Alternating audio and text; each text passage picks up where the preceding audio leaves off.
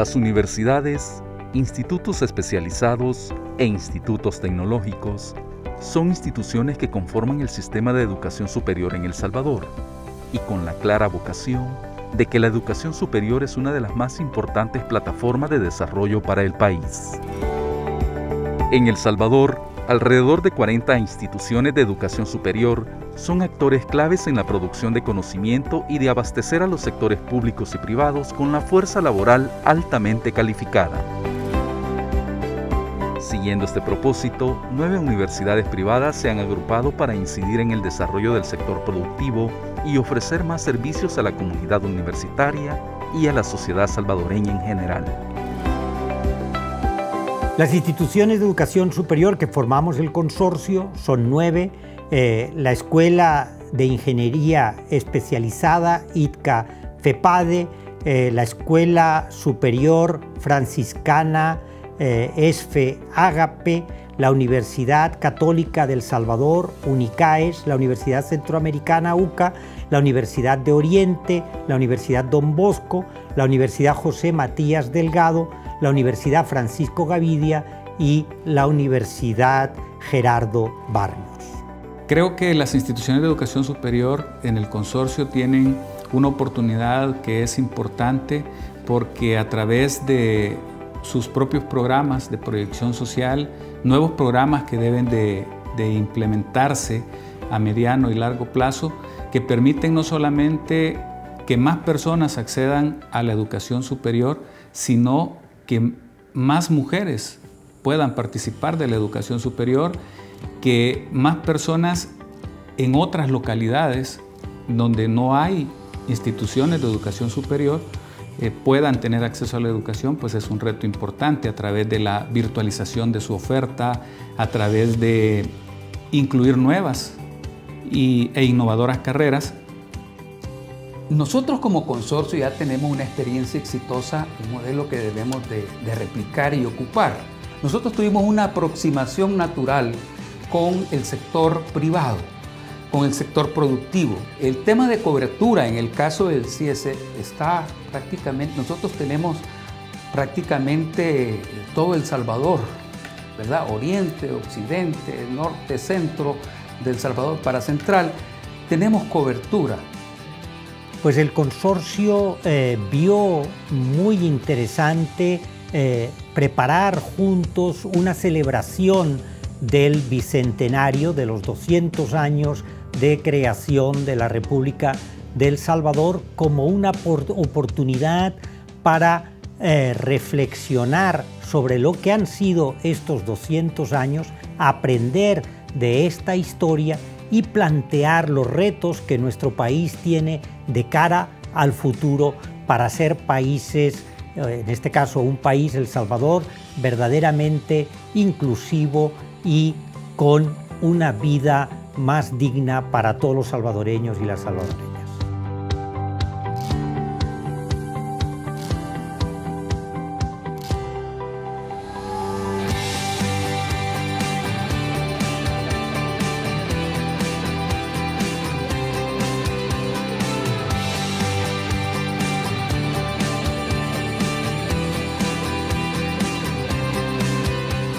En estos 200 años, creo yo que la educación ha evolucionado un poco lenta al principio, ¿verdad? Porque la formación de la Universidad de El Salvador se da hasta 1841 y a partir de ahí hay que esperar un tramo significativo de la historia para poder contar con más instituciones de educación superior. Sin embargo, esto ha venido evolucionando y sobre todo ya en el siglo XX nosotros podemos ver una participación muchísimo mayor de lo que viene a ser la educación y particularmente la educación superior, sobre todo cercano a los años 80 del siglo XX, cuando surge una gran cantidad de universidades producto de la situación que se estaba viviendo y entonces podemos hablar de una mayor cobertura. Quizás el tema de cobertura privó sobre el tema de calidad.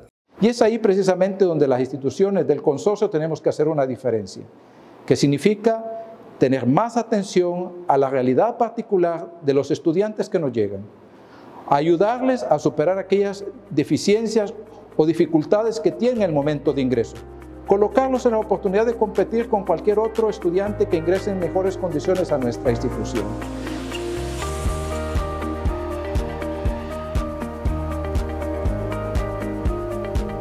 Yo simplificaría la historia de la educación en El Salvador en tres grandes fases. Primero, la educación del siglo XIX, del siglo XX y del siglo XXI. La educación del siglo XIX, en los 1800, está marcada por la creación de las universidades públicas en ese caso. Digamos, ese gran movimiento que recoge la Ilustración francesa y que trata de inculcarse, de introducirse en el continente americano, en toda Europa, pues en el continente americano.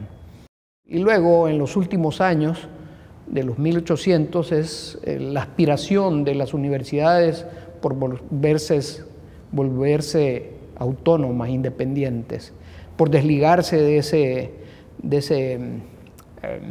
digamos, gran manto religioso con el que fueron creadas originalmente.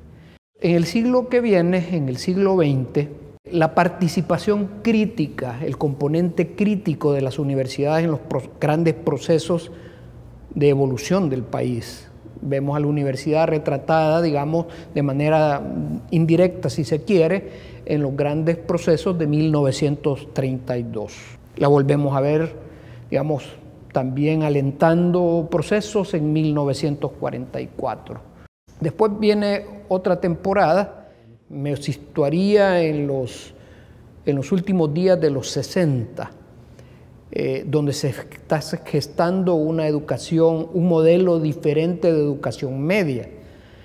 Y lo menciono porque estos jóvenes de la revolución educativa, de la nueva reforma educativa del 68, pronto las universidades lo van a ver a principios de los 70. A principios de los 70 nosotros vemos una universidad intervenida, después a final de los 70 ya en una participación más activa en los procesos inmediatos a la guerra, el golpe de Estado del 79, y los 80 que ya sabemos que es una universidad comprometida, digamos el concepto de la universidad comprometida con los grandes procesos que se estaban gestando, incluyendo la guerra. Pero aquí hay un momento importante que es a final de los 70, donde se está creando también el concepto de universidad privada. Ya la UCA, por ejemplo, había nacido a mediados de los 60. También la conformación de la institución técnica de ITCA en 1969 aporta importantes cambios debido a que ya son carreras de índole técnico que van básicamente al sistema productivo, ¿verdad? Que va a mandos medios, a la formación de mandos medios para que pueda El Salvador seguirse desarrollando en el campo técnico, tecnológico, ¿verdad? Después viene a final de los 70, 74, 75, 77, que aparecen otras universidades privadas, y esto es importante para el modelo educativo, porque la universidad no deja de ser una interpretación de la realidad. Y el único interpretador o el interpretador oficial de la realidad era la Universidad de El Salvador. Ahora la inserción de las universidades en la sociedad hace que la sociedad también se interprete, además de la forma tradicional, de otra forma. Y ahora nosotros en este siglo XXI vemos como dos grandes momentos, yo así lo vería. Primero como el de la pre-pandemia y el de la pandemia-pospandemia. De ahí no sabemos qué va a pasar. Pero ya se venía gestando, digamos, un cambio en los modelos educativos hacia la utilización de medios tecnológicos, lo cual cambia enormemente la forma de impartir clases, de recibirla. Esta inusual situación que se está viviendo a nivel mundial a raíz de la pandemia nos ha permitido a las instituciones de educación superior entender la importancia, en primer lugar, de invertir en los recursos tecnológicos, en invertir en plataformas académicas especializadas. Sin embargo, no podemos solo invertir en tecnología. Es importante para las IES que formemos, que certifiquemos a nuestro personal docente en estos nuevos entornos de la educación virtual, si queremos seguir desarrollando una educación de calidad. Estos cambios, en especial los tecnológicos, económicos y culturales, constituyen el motor que impulsa la exploración y búsqueda de nuevas opciones que posibiliten la educación de personas y la generación de condiciones para facilitar los procesos de aprendizaje en la llamada sociedad del conocimiento. Con esto, la sociedad ha dado respuesta a las necesidades de formación en las comunidades y personas con dificultades para acceder a la formación tradicional con la educación a distancia, la cual ha evolucionado hacia la educación virtual. ¿Qué significa la educación virtual? ¿Cuál es el valor que la misma tiene? ¿Cuáles posibilidades da? Pero también cuáles son los límites que propone en el actual contexto. No podremos repensar una educación de futuro si no sometemos a una visión crítica la experiencia que hemos desarrollado en el último año a través de la virtualidad. Necesitamos políticas como la inversión realizada por el país en materia de TIC, como la expansión de la conexión con fibra óptica a una buena parte de los municipios salvadoreños, la ampliación de la banda en las comunicaciones móviles y otras inversiones que requieren una mayor ampliación y aprovechamiento por parte de los diversos integrantes de la sociedad. Por otra parte, el país necesita ampliar la cobertura de la educación, en especial en los niveles de maestría y doctorado, para desarrollar capacidades de investigación que contribuyan a la producción de conocimientos y la generación de soluciones pertinentes frente a las necesidades de la sociedad salvadoreña. Yo diría que las instituciones de educación superior han contribuido con la formación de profesionales, especialmente con la formación de mujeres que se han incorporado a la vida económica, social y política de nuestro país. De esa manera han hecho posible que las mujeres tengan participación en la sociedad con igualdad de derechos que los hombres. Realmente falta mucho por hacer porque nuestra sociedad sigue siendo una sociedad fuertemente marcada por la cultura machista y asigna a la mujer determinados roles y le niega también determinados derechos, así como una vida en plena equidad con los hombres. Como instituciones de educación superior hemos hecho muchos esfuerzos. Uno de ellos está vinculado en que en las diferentes carreras que servimos en las instituciones, tener materias específicas relacionadas con el género y con el derecho. Pero también como instituciones hacemos esfuerzos muy grandes desde nuestros equipos de investigación y de equipos de proyección.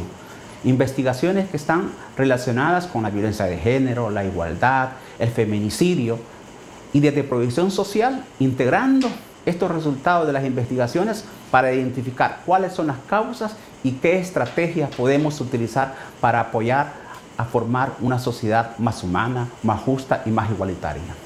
Verdaderamente, como país tenemos que hacer cualquier calidad y cantidad de esfuerzos para evitar precisamente el problema de la discriminación y creemos realmente una mentalidad visionaria a la educación con una actitud incluyente.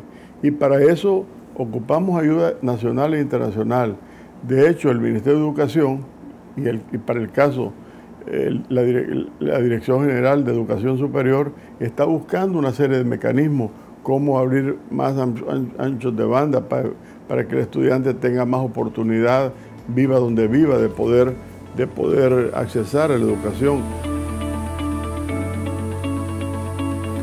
En el año 2016, 4 instituciones de educación superior, entre ellas la UNICAES, presentaron al Ministerio de Educación, Ciencia y Tecnología la nueva Política Nacional de Educación Superior. En el mes de agosto del 2018 se entregó el borrador.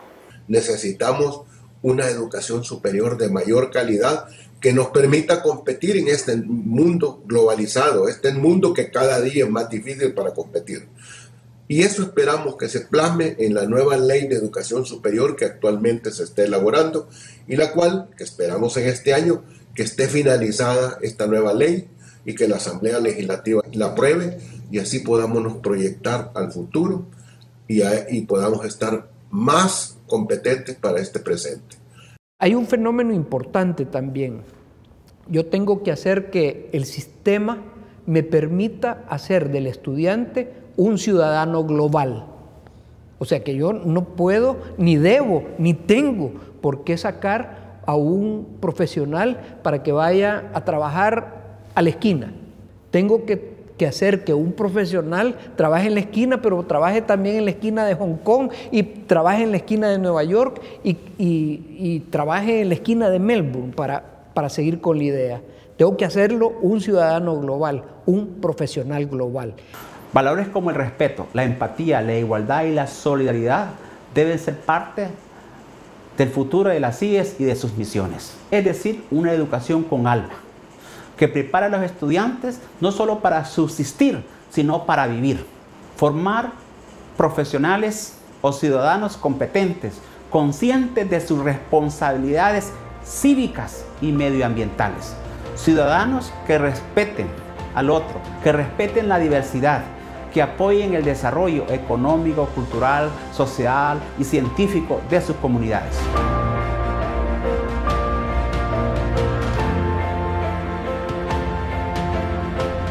Un pueblo ignorante es un instrumento ciego de su propia destrucción.